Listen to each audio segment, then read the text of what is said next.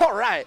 Welcome to your Cal's Black Bears postgame show, brought to you by the Daily News. To my left, one of my favorite baseball players I've ever covered, Brock Bozett. Brock, welcome up here. Let's adjust this a little bit so that the people in the back can hear you. How you doing today? Doing good, man. It was a fun game out there. So. It really was a fun game.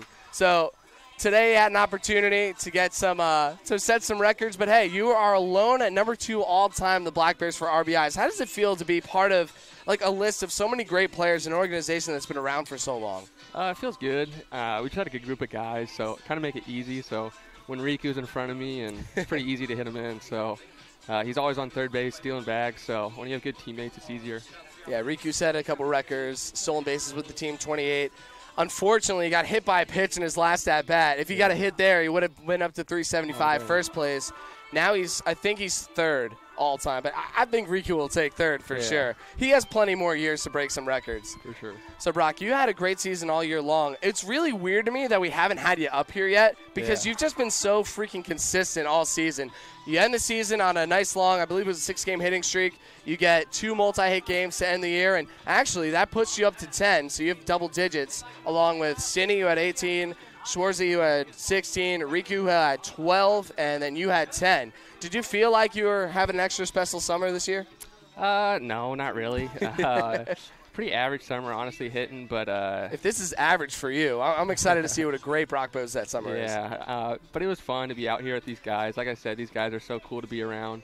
So many guys you're going to miss, and yeah, that's pretty much it. Tell me a little bit more about your experience with the team. You played 57 games with the group of guys. Obviously, you're going to form a couple bonds and have a couple of great memories. What are some of your favorite Black Bear memories that you formed this summer?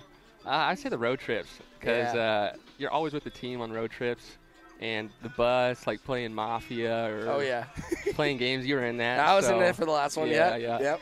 I'd say road trips. I mean, going out to eat with the guys. I mean, you're going to miss that the most, being around them. Absolutely. And then, actually, this was a pretty cool summer for you because you and Schwarzy got to connect, even though you grew up in the same town. What was that like, forming another really good friendship with your left side of the infield partner? Yeah, it was weird. We were both from Spokane, not knowing him from Spokane, but yeah, it was good. He's a great guy and fun to be around, and his family is really cool. So, yeah, he's awesome. Team misses the playoffs, but what are some cool things that you can take away from your experience with this coaching staff, with this group of guys? I just say the relationships we built. Coach Burrs is one of the best guys around, and the other coaches are great too. So it's just fun to be around a good group of guys. So you were living with Tony all season, Tony Minacci, our owner, and actually you should rewind this if you're watching him down the full thing and get our interview with Tony. That was in the 4th and 5th innings. He was great up here with us. But what was it like living with him? I heard it was amazing, you and Burley just hanging out with him and Carolyn. Yeah, they're awesome. Carolyn makes the best food in the world. She'll probably have a steak dinner when I get home tonight. Oh, man. So. I might have to come over. I live right behind you. Yeah, do it. Got to get right back in there. She's the best, and Tony's also the best. Can't thank them enough. Their family's awesome. They're really cool to be around. We're hanging out with Brock Bozett here on the Cal's Black Bears postgame show, brought to you by the Daily News on KDO and YouTube.